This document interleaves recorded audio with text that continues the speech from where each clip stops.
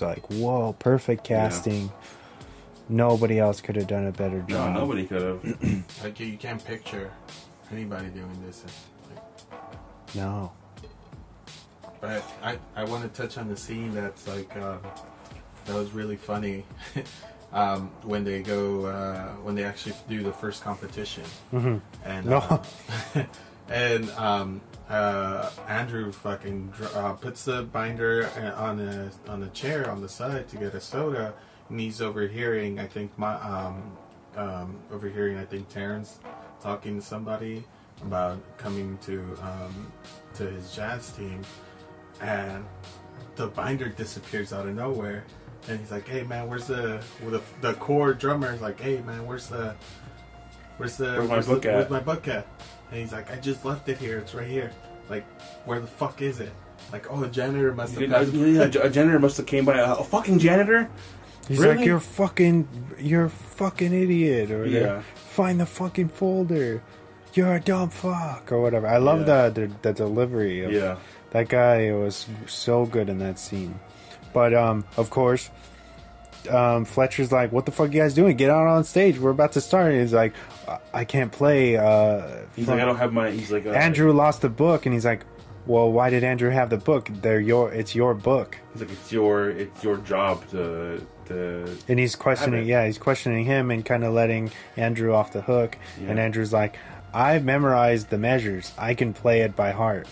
And the other guy says, "No, I have a medical condition." He's like, "Oh, you need the book? You need it?" And he's like, "Well, I have a medical condition. I can't. I need to see the notes. I need visual aids. Visual. What the fuck are you, a monkey or whatever?" Oh, and that's when Andrew gets his shot at the. He's like, "Grab your fucking sticks and play the fucking music." He's like, I can't do it." Yeah. And then Andrew's like, "Yeah. I can do it," and they go. He goes out and he's like, "If you even fuck up once, and you're done," or whatever. And then he kills it, right? Yeah. And then what's the next day or the next week or whatever? That's when they have, everybody's mad at him, and he walks in, and one of the guys is like, "Don't even touch my book, man." Yeah, yeah. What's my book? And then I forget his name. Tanner on the kit. He's like, "Don't touch him. Don't even think about touching my kit." Yeah. And then Terrence Fletcher walks in and he goes, "Tanner, what are you doing on the kit? We only have core members today." Oh yeah, Andrew. He says, Andrew, get on. He says, no time for. He's like, we don't have no seconds today or no second seats. We're only doing the core. And then you see Andrew kind of get ready to leave, and he's like, "No, Tanner, I want Andrew in." No, and it's no substitutes. Yeah, Andrew, get on. I was like, "Oh shit, man, he just got replaced because he lost your book," and that has to be like, that has to kill you inside to get replaced because of that. I think this is a perfect time to talk about our theory. I think that even though I don't know if Fletcher did it, maybe he did it indirectly, maybe he had somebody else do it, but I think he set it up where the book was taken intentionally, because if you kind of dig deeper into the film, I feel like that was done to push, organically kind of push Andrew's character into the limelight and see what he's got, or give him a chance, you know what I mean? No, I agree. Yeah. I think, and the scene where, how bad does it suck to get replaced after you've gotten the seat, and then he has the guy who was in front of him when he was in the colony. Yeah, and he has him, the redheaded guy, come in, and he has him on. He's like, I just want to just be safe. I want to make sure we have a good drummer on, and I want him to try it as well. And he's like, are you serious? You just gave this to me, and then. He's like, his name's Connolly? Yeah. He's like, "Connolly, you have the notes?" He's like, "Oh, yeah, I got them." And he pulls the notes out of his backpack. He's like, "I gave him the notes earlier this morning." he's like, "What the fuck?" Yeah, and then he's like, "Okay, Connolly, show me your double time swing." And he does it, like whatever. I like when he's like, "Oh, I don't have my drums." He's like, "Can I borrow yours?" And I would have been like, "Fuck you, get your own drums if you're not, you're not here." And then that kind of comes full circle, later on in the movie, but. And then he just gives him drums, and like you said, he does it perfect. And he's like, "Oh yeah, we're gonna have you. You're gonna be this, the new core." And of course, Andrew's like, that shit? Yeah. Are you serious? Like, super pissed, you know, because he just literally got this kind of promotion, and then it's like pulled out from immediately ripped away. Yeah. And I feel like you going back to you saying the military thing, I feel like that's all done intentionally to season these kids for the real world, and it's tough. Nothing is guaranteed, and no one's gonna look out for you. Yeah, you know what I mean. It's like dog eat dog, and of course, in this case, he takes things to extremes. Fletcher, I mean, but I feel like there is a purpose. It's not like I'm an asshole to be an asshole. No, it is. And to go on with that, his explanation later on in the movie, we can get to it, but I really do like his explanation to why he is the way he is. Yeah. Later on, but we can talk about that later. But and then I also want to talk about the scene where Fletcher kind of digs into him and tells him like he sucks basically, and to get better, to pick it up, you know.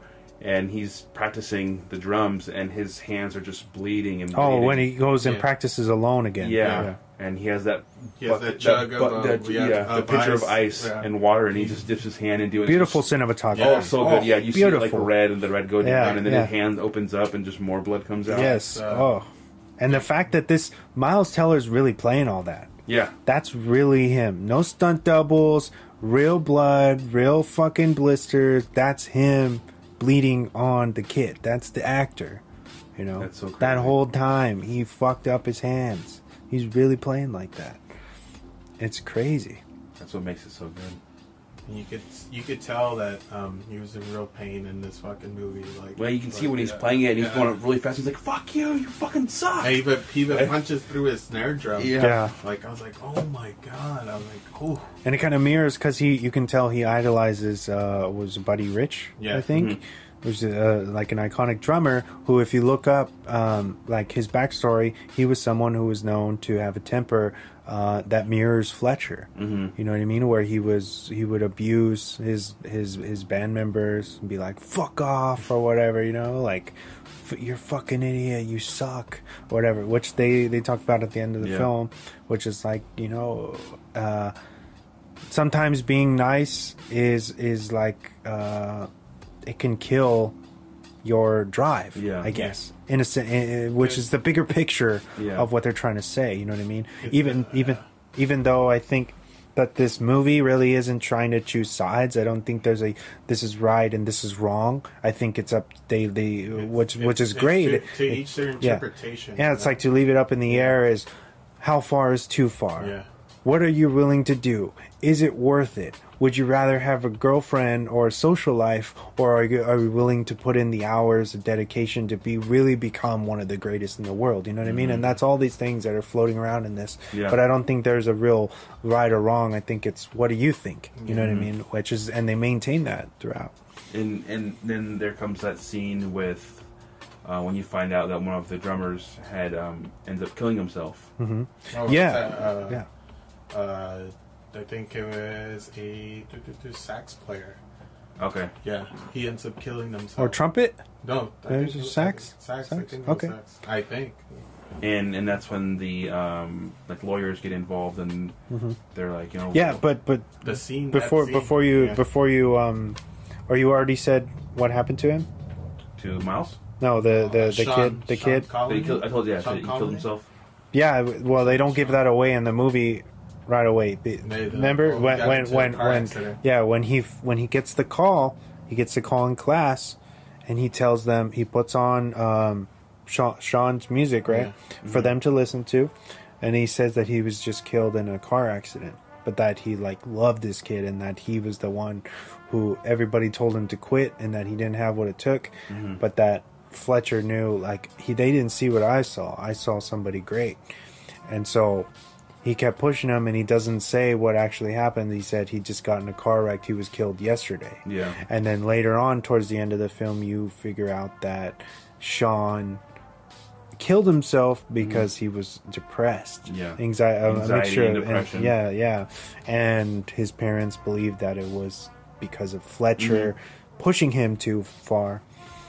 And And I know that's the scene also too where Miles, right before that, before he meets with the lawyer, Miles gets into the car accident, or Andrew gets into the car accident because he leaves his sticks at the car rental. Yeah. And then he gets in the accident. And he still shows up, ready to play, covered in blood, and he starts playing. And he drops the stick, and then because they just rewinding a bit, he gets the part. Yeah. For Whiplash, right, to play the song Whiplash, because they're practicing, and he's not Fletcher's not excited about the drums. He thinks they keep fucking up. So then he makes them earn the part. Yeah. And they stay up till 2 in the morning. Yeah. They were like, he makes the other band. He's like, go take a dump. Yeah. Get some water. We're gonna stay here all night until these fuckers figure this out, right? Like, I'm sorry to the real musicians that are here, and so he like dismisses them. And so Andrew is the one who, he's able to finally get the double time swing down, and then he's like, "Congratulations, you earned the part. You're gonna play." And then fast forwarding to. He's on a bus. The bus gets a flat tire. It's like all these things are kind of like dominoing, and it's like destiny is against him to get this part. He's late because the bus is late. He has to go get a taxi, but there's no taxi because the bus was late. He has to go rent a car to get to the convention center or where they're going to play, and then he gets there and he's late, and he's like, "Well, you better hurry up. We're about to start warming up." And he leaves his sticks. He's like, "I left my sticks in the car," so he runs to the car. He leaves them in the dealer. He tells Fletcher, he's like, "I left them in the car. I'll be right back." He's like, "Well, you got 10 minutes. You better hurry up." And he has to drive back there. On his way back, he gets into this huge car accident. A fucking truck. It's a fucking like a concrete truck. Yeah. Fucking truck. Wow. Again, that's set up. Yeah. I never saw that coming. I didn't, yeah. And even prior to that, the scene before that, and it's like, "Oh, I'm gonna put Ryan on. I'm gonna put Colony on," and he's like, "What the fuck? Fuck no! This is my part. I've earned this. I've earned this." He's like, "Oh, you're telling me now? This is my part. I'm just lending it out to whoever I choose." Yeah. He's like, "You're gonna tell me who the fuck should I choose?" Like, and that was scene back and forth. He was just like, "Fuck no!" Like. No, I went through hell to get this. I want this. And my favorite line in this entire fucking movie, he looks back at, what's the redhead kid? Connolly. Yeah, Connolly, and he goes, "Fuck you, Johnny Utah. Turn my pages, bitch." Yeah. Such a good line. Such a good line. Amazing. Yeah. I was like, "Oh my god, bro, it's so intense." I feel like he starts almost losing his mind and becoming Fletcher, or whatever. On the phone, everybody's questioning him. "Where are you, bro? You're driving right now? Why are you driving right now? Like you need to get on stage." And he's like, "Just tell Fletcher I'll be right there, you mother." Fucker, and the fucking semi hits him. And then he gets out, and then he's like, I need my sticks, and he grabs them and he fucking runs to go play. The guy's like, no, hold on, no, stay here. He's like, sit down. No, I gotta go. Just get out of my way, or whatever. Like only a couple blocks, blocks. God, and he fucking jogs to the thing. Of course you've. And it's funny, it's called Whiplash because I'm sure he got whiplash, and that's why he's not able to keep. He starts off fine. He tries to come in. He's fucking all bloody, like you were saying. Yeah, like nothing. Yeah, and he starts trying to play, and of course he crashes and burns. He starts off really well, but I think his injuries, of course, his motor skills are all thrown off. Yeah, he's kind of in shock. Yeah, I'm sure he probably has a concussion. Yeah. And he's trying to play, and then of course everybody realizes that he's not 100%. And Fletcher's like, "What the fuck are you doing?" Yeah, he walks so. "What are you doing, Neiman? What the fuck?" Yeah, and then he tries to fight Fletcher. Yeah, and then everyone has to throw him off. And he's like, "Get the fuck out of here!" And basically, he gets his scholarship revoked from Schaefer, which is an actual fictional that school doesn't exist. Oh, really? Yeah. Wow. And then that's when the lawyers come in, and he's kind of having. He starts thinking about it, and he's like, "Well, what do you want? What do you need me to say?" because they're asking him to say something to the courts. Kind of like testify. Yeah, I feel like they probably know that there's some that he